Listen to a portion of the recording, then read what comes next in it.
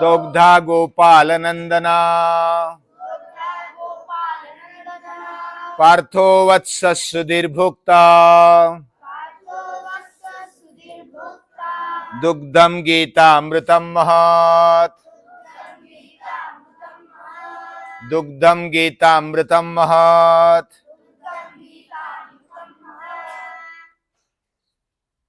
हम संस्कार निकेतन एक वैदिक पाठशाला में रहते हैं। वैदिक पाठशाला यानी वेदों का पाठ, वेदों के विचार हम बार बार सुनते हैं, उसका मनन चिंतन करते हैं, उसको आचरण में लाने का प्रयास भी करते हैं। पाठ पक्का करने की शाला ये पाठशाला। जीवन का पाठ वेदों में मिलता है, वेदों का सार उपनिषदों में है, उपनिषदों का सार गीता में है, और गीता का पाठ करना मतलब वेदों का पाठ करने जैसा है। सर्वशास्त्रमय गीता है,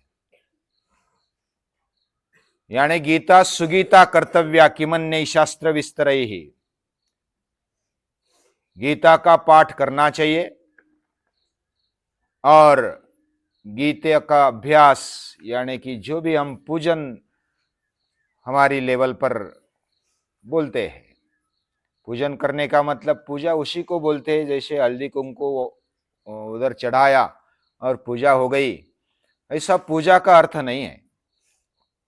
पूजा यानी जिसकी हम पूजा करते उसके जैसे बनने का प्रामाणिक प्रयास करना, ये पूजा होती है। रामो भूत्वा रामम यजेत, कृष्णो भूत्वा कृष्णम यजेत, शिवो भूत्वा शिवम यजेत। यानी जिसका यजन पूजन हम करते उसके जैसा होने का प्रामाणिक प्रयास करना, यह हमारे हाथ में है। तो हम पाठशाला में वेद विचारों से चलते हैं और वेद यानी श्रेष्ठ विचार, और उन विचारों पर हम चलने का प्रामाणिक प्रयास करते हैं। और वो जो सार है, सार उपनिषदों में वेदों का सर्वोपनिषदों गाओ, वो गाय है, उपनिषद रूपी गाय। दुग्धा गोपाल नंदना, गोपाल नंदन कृष्ण उसका दो नारा यानी कि दूध निकालने वाला है। और पार्थो वत्स, ये पार्थ यानी अर्जुन, ये वत्स है, वो बछड़ा है। और दुग्धम गीता अमृतम महत्, ये जो दुग्ध है वो गीता रूपी अमृत है और वो महान है। ऐसे दूध को पीने के लिए हमारी पात्रता बननी चाहिए, और उस पात्रता बनने के लिए हमारे अंदर पात्रता है, लेकिन हम अपने आप को भूल गए हैं, अपनी शक्ति को, अपने ज्ञान को, अपनी समझ को, अपने विवेक को खो चुके हैं। और जब हम अपने आप को शुद्ध बनाते हैं, साधना उपासना करके हम अपने आप को आगे बढ़ाते हैं, तो हमारी पात्रता बनते जाती है। जैसे जब सीता माता का शोध लगाने के लिए सभी टीम किष्किंधा से निकली और श्रीलंका के बाजू में गए हैं, इससे ज्यादातर निश्चितता होने के कारण हनुमान और उसकी टीम किधर गई है? दक्षिण में गई है। और दक्षिण में रामेश्वरम के पास, आज का जो रामेश्वर है ना, उधर बैठे हैं, सभी चर्चा करते हैं और निश्चित हो गया है कि इधर से लांग कर रावण सीता माता को लेकर गया है। अभी समुद्र को लांग कर गया है तो कौन जाएगा उधर? ये तो बड़ी कठिन बात है। सभी चुपचाप हो गए, कोई भी नहीं बोल रहा था। इतने बड़े शूरवीर वानर वो चुपचाप बैठे थे। फिर बीच में जांबुवान बोलते हैं, वो बड़े वृद्ध है, और वो बोलते हैं, हनुमान क्या बात है, तेरे में ताकत है, तू कर सकता है, छलांग लगा सकता है बड़ी। मैं मेरे काल में छलांग लगाता था, मैं अभी बूढ़ा बन गया हूं, और मेरे से ज्यादा तेरी ताकत है तो तू मेरे से ज्यादा छलांग लगा सकता है। हनुमान बोलते कि नहीं नहीं, मैंने अभी तक छलांग लगाई नहीं है, मैं कैसे कर सकता हूं, कैसे छलांग लगा सकता हूं। वह ऐसा नकारात्मक बोलने लगता है। जांबुवान बोलते तू कर सकता है, हो सकता है, तेरे में इतनी शक्ति है, तू करके देख। तो हनुमान करके देखता है तो डायरेक्ट इधर से श्रीलंका, यानी भारत से जब छलांग लगाई direct Sri Lanka, non stop flight, और ऐसी छलांग लगाई डायरेक्ट श्रीलंका में गया। उधर हालांकि सीता माता की खोज करते हैं और बड़े शूरवीर है, हमारे अंदर भी उतनी शक्ति है लेकिन हमें याद नहीं है। हनुमान जैसी समझो कि नहीं है, ऐसा हम थोड़ी देर मानेंगे, लेकिन कुछ ऐसी शक्ति हमारे अंदर भरी पड़ी है जो हमारे से अनाकलनीय है, हम उसको जानते नहीं। हमारे अंदर शक्ति होने पर भी जानते नहीं, ये बात गीता माता याद दिलाती है। ममैवांशो जीवलोके जीवभूत सनातनः, यानी तू मेरा अंश है, और मैं यानी स्वयं भगवान बोलते हैं, स्वयं ईश्वर, सर्वे सर्वा, सुप्रीम पावर, ये हमसे बात करती है, यानी अर्जुन को माध्यम रखते हुए बात करती है कि तेरे अंदर शक्ति है, तू कर सकता है, हो सकता है, बन सकता है। ऐसी जागृति देने वाली ये गीता माता है। गीता का अध्ययन क्यों करना चाहिए? हम शक्ति होने पर भी, समझ होने पर भी कार्यरत नहीं रहते, तो अकर्मण्य अवस्था को, जो निराश, विषाद युक्त, हताश ऐसे जो अर्जुन बैठे हैं, अर्जुन को संजीवनी देने वाली ये गीता है। उसको संजीवनी देकर, एक निमित्त बनाकर गीता माता हमें मिली, भगवान के द्वारा, साक्षात स्वयं भगवान के द्वारा हमें मिली है। और जैसे पहले हमने देखा कि भगवान ने हमें बनाया, और बनाकर जैसा कोई कंपनी मॉडल बनाती है, कोई चीज बनाती है, वस्तु बनाती है, तो उसको कैसा चलाना, कैसा उपयोग करना, इसके लिए मैन्युअल देती है।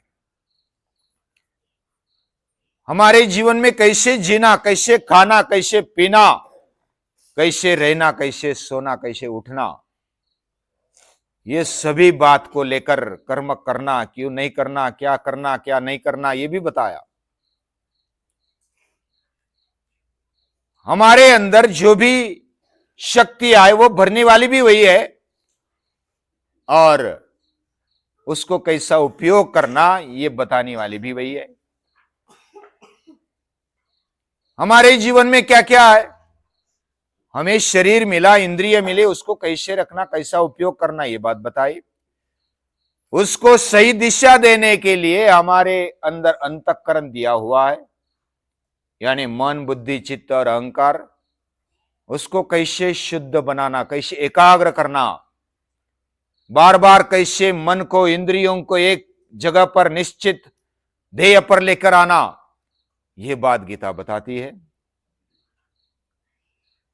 और जब गीता के अनुसार हम करते हैं तो उसका परिणाम होना ही होना है। किए बिना मिलता नहीं, ये पूजनीय दादाजी ने बताया हुआ गीता का सार है। किए बिना कुछ मिलता नहीं, मुफ्त का नहीं लूंगा, यानी करना ही पड़ेगा, ये जीवन ही करने के लिए है। बिना करे, बिना कर्म किए कोई रहता नहीं, कोई जी नहीं सकता। कर्म करना ही है तो योग्य कर्म करना है, और मुझे मुफ्त का नहीं चाहिए। कोई जबरन देता है, कोई आग्रह करता है तो भी नहीं लेना है,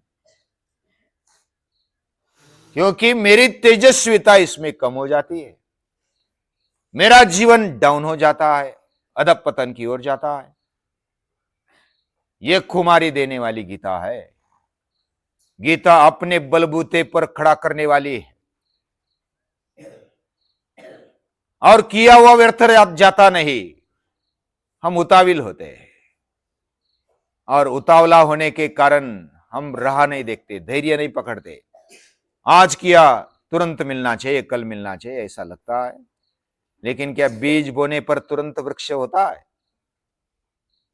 बीज बोने के बाद उसको अंकुर आते हैं, उसको योग्य वातावरण मिलता है, तब अंकुर आते हैं। उसको योग्य वातावरण देना, अंकुरित होना, बाद में फिर उसको पानी, खाद और उसकी देखभाल, फिर वृक्ष बनता है। हमारे अंदर भी बीज पड़ा है, लेकिन उसको वृक्ष बनने में देर लगती है। उसको धैर्य के साथ हमें राह देखनी है, और हमारे प्रयास जो भी हाथ में है, किया हुआ व्यर्थ जाता नहीं। हमने आज किया वो व्यर्थ नहीं जाएगा, कभी ना कभी उसका परिणाम तो मिलेगा ही मिलेगा। निराश नहीं होऊंगा। काम करने की शक्ति तुझमें है। बहुत बार ऐसा लगता है कि हम तो छोटे हैं, क्या करेंगे, कैसा करेंगे, हम दुर्बल है, हम छोटे हैं। लेकिन दिया भी छोटा होता है, शेर का बच्चा भी छोटा होता है, हाथी बड़ा होता है। फिर भी शेर जब दहाड़ता है तो हाथी भी डर जाता है।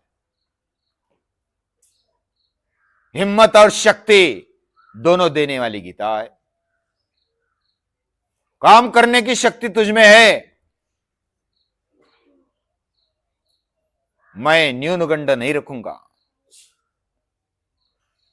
उद्धरेदात्मनात्मानम न आत्मानम अवसादयेत। अपने आप को हल्का मत समझना। हम अपने आप को हल्का समझते हैं तो भगवान को हल्का समझते हैं, क्योंकि हमारे अंदर भगवान है, ईश्वर है। हमारे हृदय में अगर वो बसता है तो हम हल्के कैसे हो गए। लेकिन अहंकार भी मत करना, क्योंकि भगवान चला रहा है। ये दोनों साइड से गीता संभालती है, यानी अहंकारी भी नहीं होने देती और हमें न्यूनगंडता भी नहीं देती। तेरे अंदर मैं रहता हूं, सर्वस्व चाहम हृदय सन्निविष्टो, तो न्यूनगंड नहीं रखूंगा। जीवन में एक तो डर होता है, भीति होती है।